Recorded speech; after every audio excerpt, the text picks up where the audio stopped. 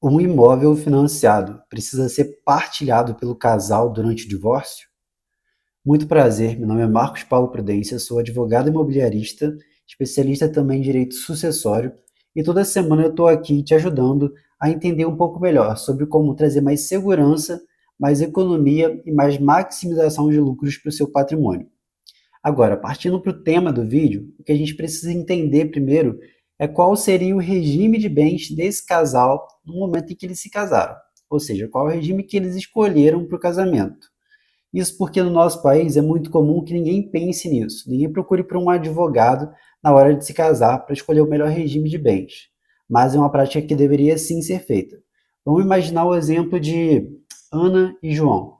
Ana casou com João pelo regime da comunhão parcial de bens, que é o regime praticado por quem não procura um advogado para entender qual seria o melhor caminho para si, para proteger o seu patrimônio e do seu companheiro.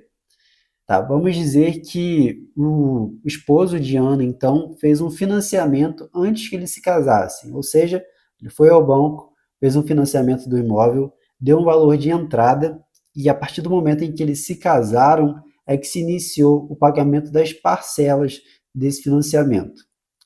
O valor que o João deu de entrada desse imóvel, ou seja, o valor que ele deu antes de se casar, ele não vai ser partilhado, porque ele foi feito antes do casamento. Mas o valor das parcelas, ele vai ser sim dividido entre ele e a esposa. Isso porque, apesar deles terem se casado depois desse contrato ter sido assinado, esse é um contrato que a gente chama de contrato de trato sucessivo, ou seja, esse contrato ele vai se renovando ao longo do tempo. Cada parcela é como se fosse uma renovação de contrato, até que ele seja finalizado por completo. Ou seja, toda vez, a cada mês em que esse esposo paga essa parcela, ele na verdade em tese está pagando o que é a parte dele e o que é a parte da esposa. Ou seja, 50% dele e 50% dela. E aí, no ato do divórcio, eles vão ter sim que dividir esses valores. Vamos para um exemplo mais prático ainda. Imagina que essa pessoa pagou R$ 200.000 já de parcela em relação ao imóvel. Mas esse imóvel, ao longo dos anos, ele sofreu uma valorização. E agora, a gente tem que considerar que esses R$ 200.000 também valorizaram.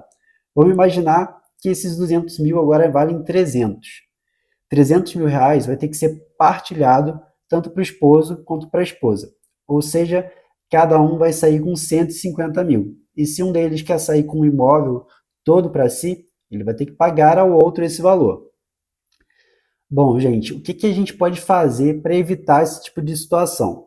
Caso você e seu esposo queiram ter patrimônio próprio, ou seja, você quer financiar um imóvel que seja exclusivamente seu, independente do que acontecer entre vocês, mas alguns outros vocês querem deixar dentro do casamento, ou seja, vocês querem partilhar caso o casamento acabe algum dia. A gente escolhe, nesse caso, o regime que a gente chama de regime misto.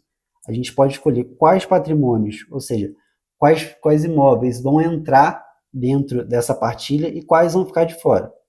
Além disso, tem a possibilidade também de deixar tudo de fora, caso vocês queiram. E aí vocês escolhem o regime da separação total de bens. Também é uma possibilidade, caso vocês estejam em comum acordo. O que não pode mesmo é não ter conhecimento desse tipo de situação, porque no fim das contas acaba saindo bem pior e bem mais caro. Por exemplo, nesse caso, caso a esposa de João concorde que ele na verdade não deveria ter que pagar a ela para ficar com o imóvel, o que ela vai ter que fazer é uma doação da parte dela. E sobre essa doação vai incidir imposto, vai sair caro. Sai mais caro, na verdade, do que contratar um advogado para entender, na verdade, qual seria o melhor regime de bens para vocês. Então você imagina, é um imóvel que deveria ser seu.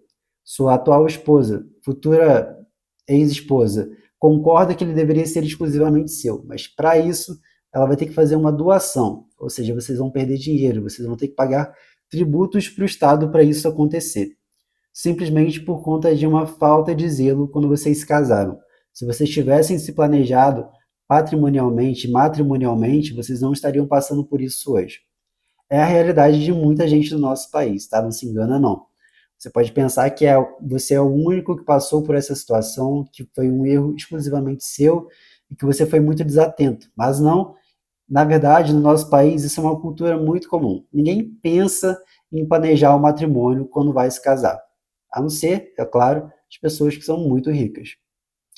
Mas, enfim, caso esse vídeo tenha te ajudado de alguma forma, não deixa de se inscrever aqui no canal, porque toda semana tem um vídeo novo falando sobre direito imobiliário, sobre direito sucessório, sobre como proteger o seu patrimônio.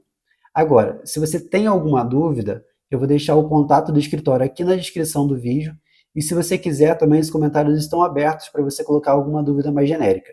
De novo, toda semana tem vídeo novo, então não deixa de se inscrever aqui. Um abraço e até a próxima.